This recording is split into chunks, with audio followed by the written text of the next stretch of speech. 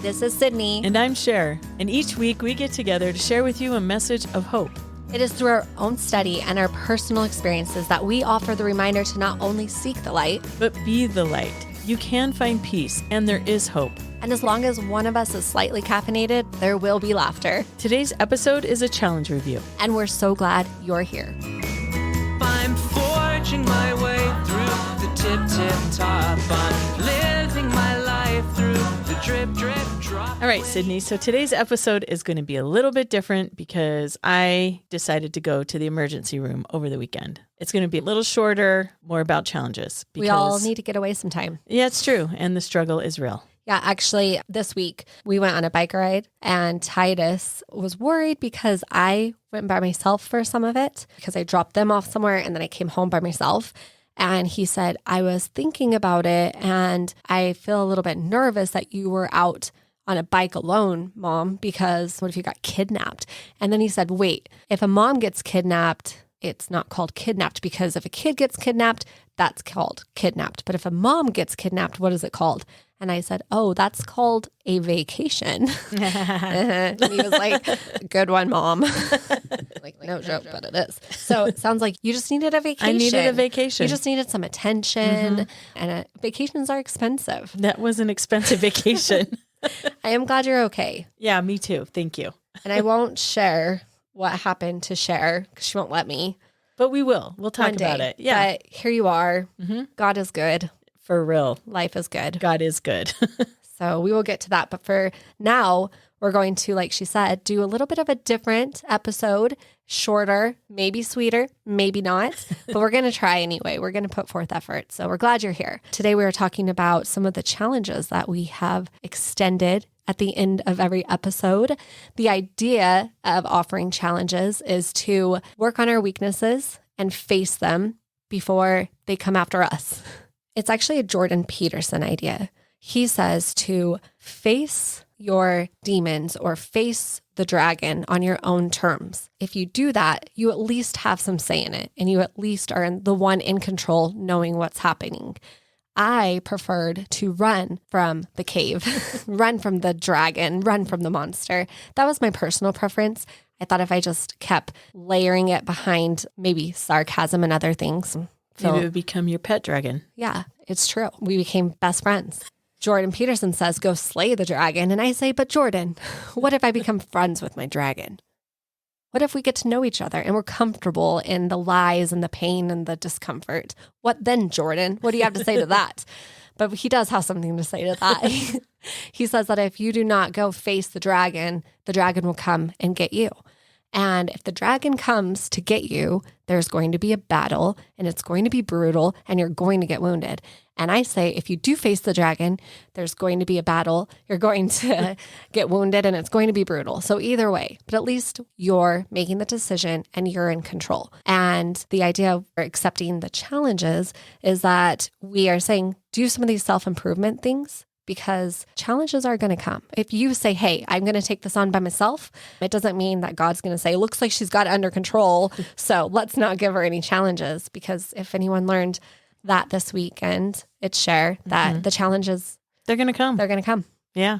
And you're going to have to roll with them. Unfortunately. And sometimes it's really hard because you're working on self-improvement on your own terms. You're facing your dragon and you're doing everything right. And sometimes life is still so hard and you don't understand what or why things are happening to you. There's actually a quote that I really love that I'll share with you. Linda S. Reeves said, I don't know why we have the many trials that we have, but it is my personal feeling that the reward is so great, so eternal and everlasting, so joyful and beyond our understanding that in the day of reward, we may feel to say, our merciful, loving Father, was that all that was required? The idea that the difficult things we go through now will one day feel so small because the reward is so great.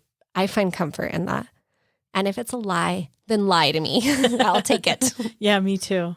I remember when I was in college and it was our finals week, I went to a seminar and the speaker was talking, it was something about science. And the whole time I was there, I'm like, why am I here? Because I have so much to do. It's finals week. But I just felt I needed to go and hear something that he said. And he actually said, I know it's finals week, but in the big scheme of things, this is only a little dot on the timeline. And I often think of that. So I had a rough weekend, but this will only be a little dot on my timeline of life. And that's always kind of helped me get through it. I love that. And sometimes the little dot is so impactful for the rest of your life, though. And you can look back and see, I didn't understand at the time why I was going through this or why this happened to me. But now, upon reflection, I can see that it has really greatly blessed my life, that it has provided me enlightenment and compassion and charity for other people.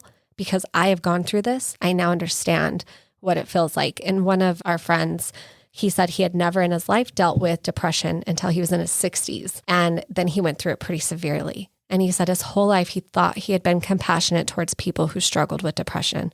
But it was when he personally suffered going through a depression season that his whole outlook changed for those who have gone through depression.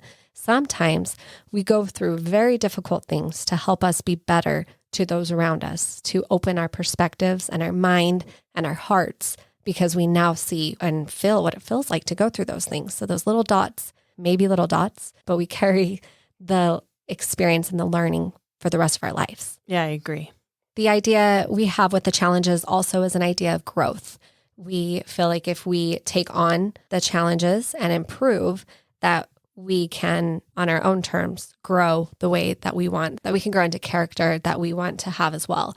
Sometimes we feel like we avoid the growth because we don't want to go into the pain. I just wanted to share one of my favorite lyrics by Jedi Mind Trick. He has the most beautiful song. And ironically enough, the video is about a boy slaying his dragon. The plot thickens. I know.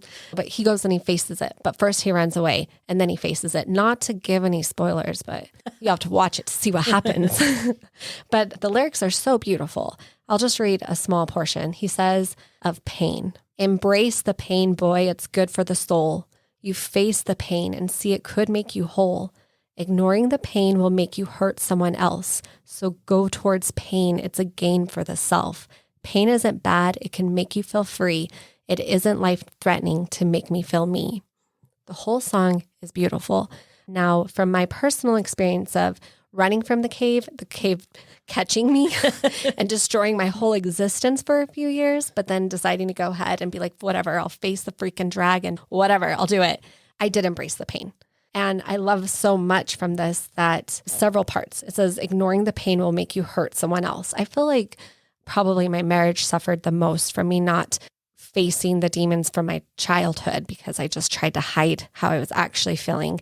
But Ben knows me too well to let me get away with that. If you do not face whether it's traumas or weaknesses that are really affecting your life or beliefs that hold you back, like doubts and fear, if you do not face those, then not only will it hurt someone else, but it will eventually come. So you might as well turn around and slay that dragon. But I also love, he says that it could make you whole. I don't know if there's something more motivating than to understand that on the other side of pain is wholeness. So our challenges, the idea of them is to help you to find wholeness, help you to find peace, and help you to continue to be motivated to change and grow.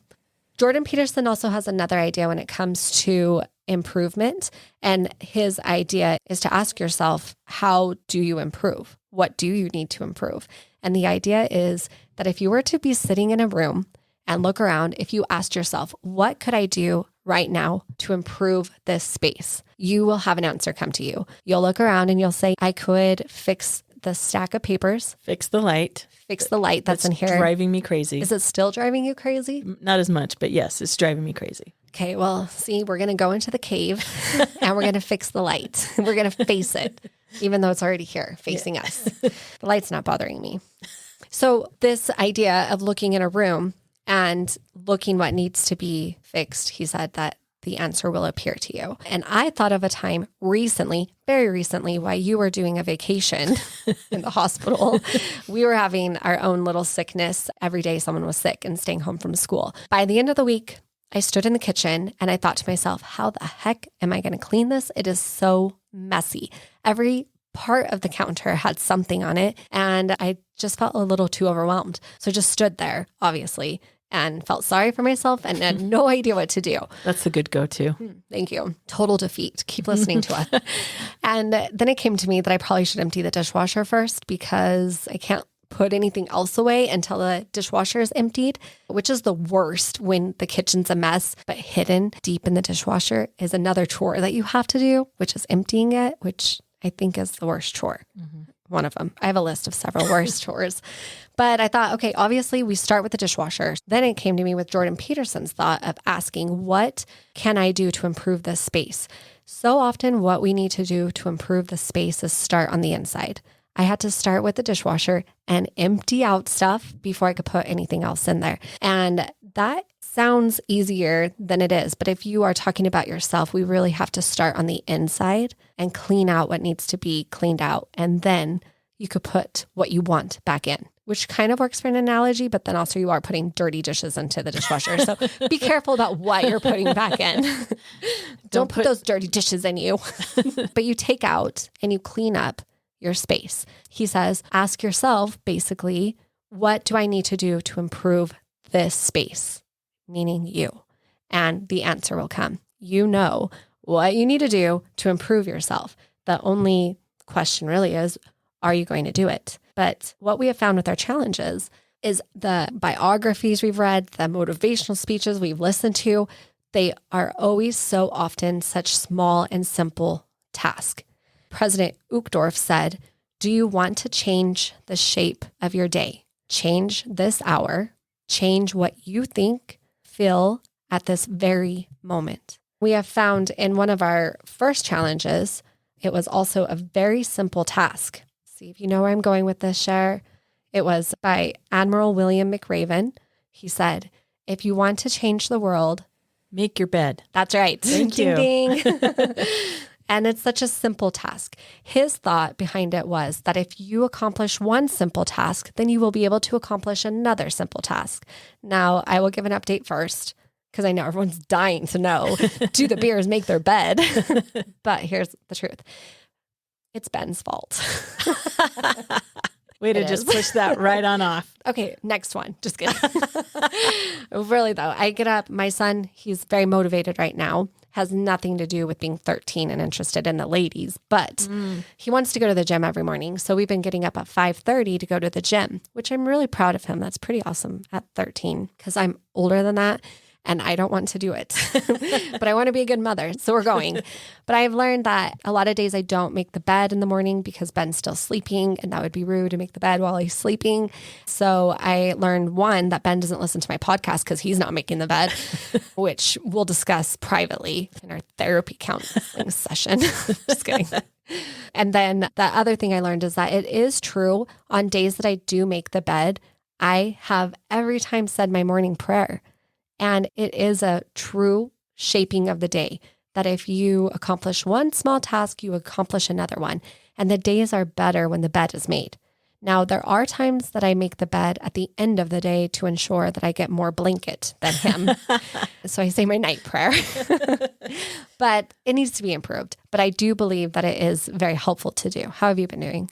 I've been doing really well until this last weekend. I've been making my bed, and then last few days, not so much, but it's okay. And it has a little to do with being at the ER instead. Yeah. Those nurses better have made the bed. I hope they did. Shout out to amazing nurses. Seriously. Another one we talked about is practicing the pause. I'll read the quote again. Practice the pause. Pause before judging. Pause before assuming. Pause before accusing.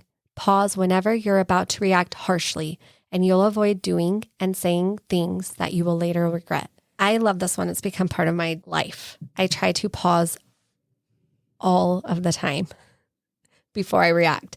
And it's really blessed my life because I do find, especially taking on this challenge sincerely, that I'm an emotional reactor. This has helped me to think about how I want to react before I react. That I think Ben would probably be the happiest with. So this one's been a good one for me. Practice the pause. It's become part of my daily life. That's really good. I haven't done as well with it, but I'm trying and I'm going to get better.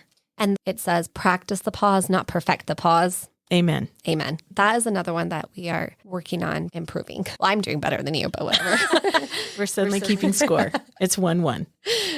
Yeah, because Yeah. you get the bed made Mm-hmm. and then I get the practice the pause. Yeah. So that makes me think we'll skip over the comparison one because we're comparing right now. Let's just move on. Okay. We're not going to do that one yet. So we get 0-0. So it's still 1-1. 1-1. Yeah. Because we'd both lose a point on that one. We'll move on. Another one we have talked about is to be more intentional with prayer. I feel like I was doing pretty good until I realized I could be doing so much better. When Ben had a friend visit us last weekend. So this one's dedicated to LeVar, who has changed my outlook on prayer with just one prayer. Ben and LeVar have been friends for decades. And it was the first time our family got to meet him, though we've heard lots of stories with LeVar. At the end of his stay, he asked if it would be okay if he said a prayer with our family. I learned so much in a few minutes from his prayer. He didn't just say a prayer. He first looked up scriptures from the Bible that went along with what he wanted to pray about, and he shared the verses with us. He set this tone that was very intentional for the purpose of the prayer.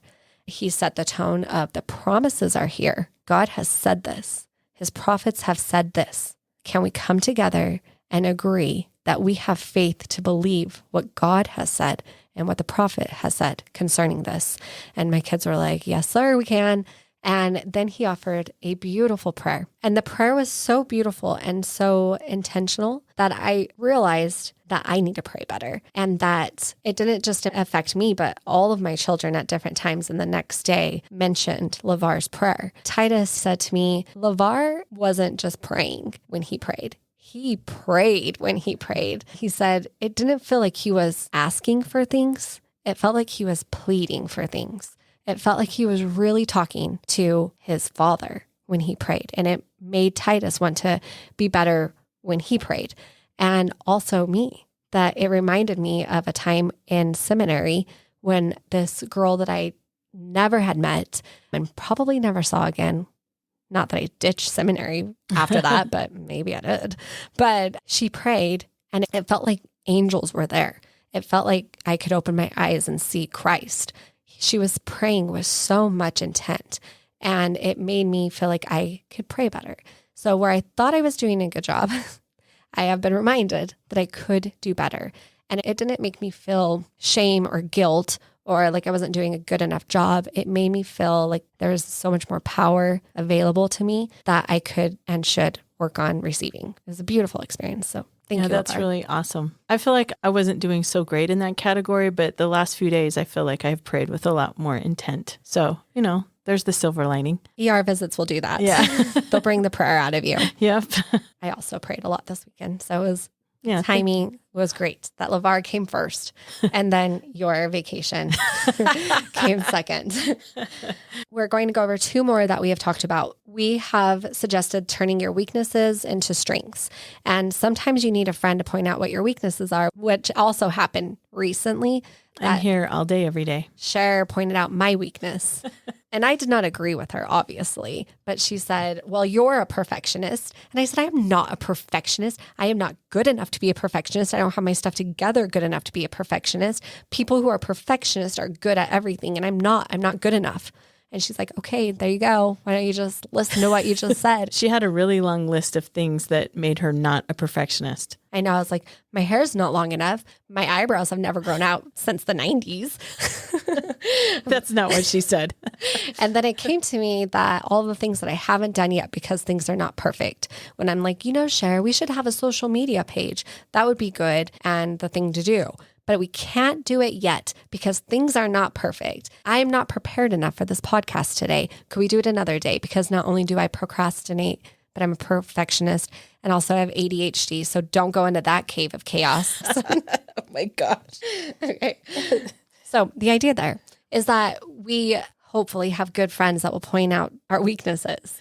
Get friends that will tell you what you're bad at. Somehow I feel bad about myself just you saying that. No, I feel like the people that have been the most helpful in my life are people who are willing to help point out the things that I need to improve so that I can get where I really want to be. Well, thank That's you for true. not getting mad at me. I'm not mad. I just don't feel like I'm a good enough perfectionist. Oh my gosh, stop it. Because nothing is perfect in my life at all. So I'm a realist about things not being perfect. And it's fine. Practice the pause.